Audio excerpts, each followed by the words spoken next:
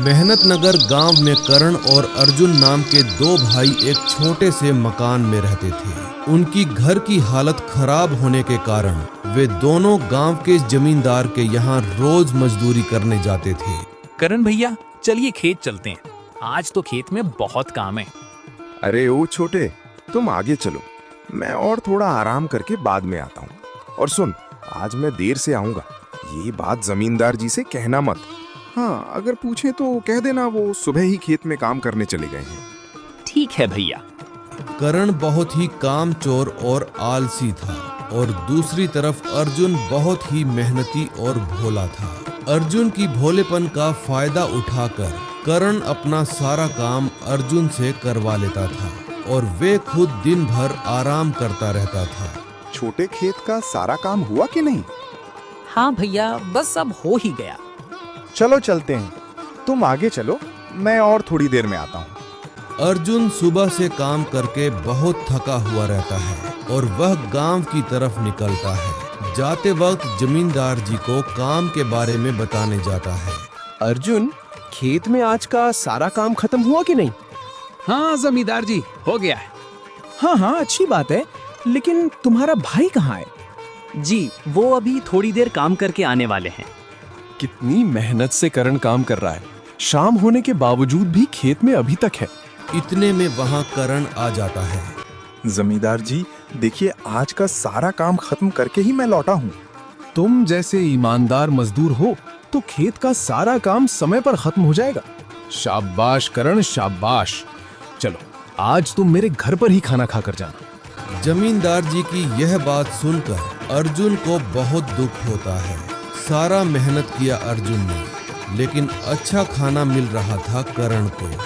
अरे ओ भाग्यवान, इन दोनों को आज की मजदूरी दे दो, और हाँ, करण को आज से 5 रुपए ज्यादा देना। जमींदार जी की पत्नी करण और अर्जुन को उनकी मजदूरी के पैसे देती है। अरे ये क्या?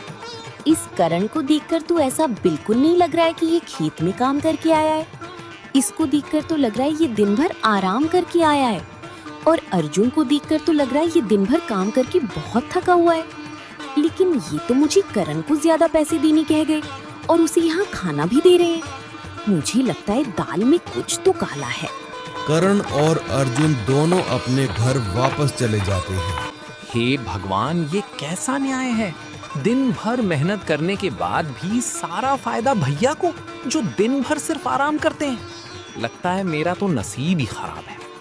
अरे ओ अर्जुन, देखा, मुझे तुमसे 5 रुपए ज्यादा मिले आज। और सुन, जमींदार जी से कुछ भी कहा ना तो ठीक नहीं रहेगा। जैसे चल रहा है वैसे चलने दो। अपने भाई करण की बात सुनकर बेचारा अर्जुन चुपचाप सोने के लिए निकल जाता है। हर दिन अर्जुन खेत में बहुत मेहनत करता था और उसका सारा श्रेय करण लेता था। ऐसे ही कुछ दिन बीत जाते हैं।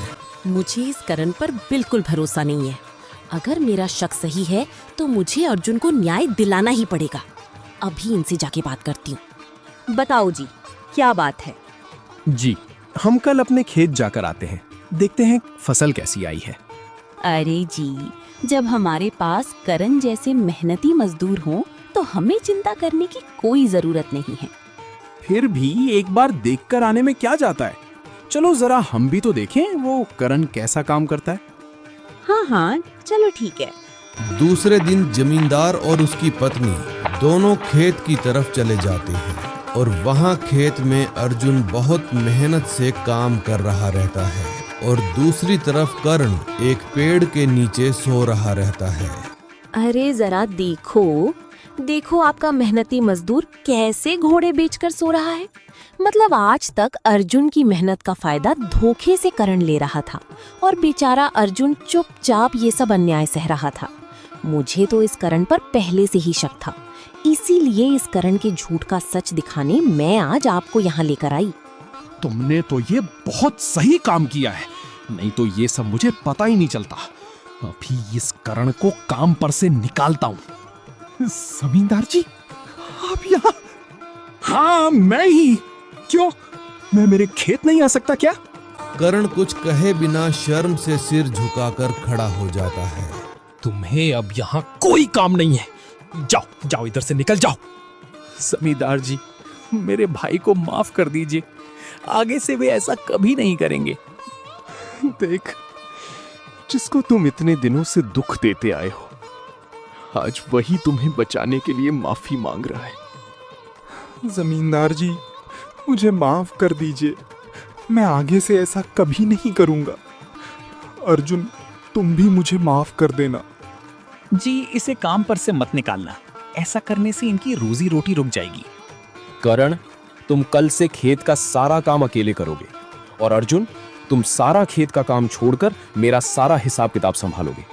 इसके बाद करण को अपनी गलती का एहसास हो गया और अर्जुन को उसकी मेहनत का सही फल मिल गया।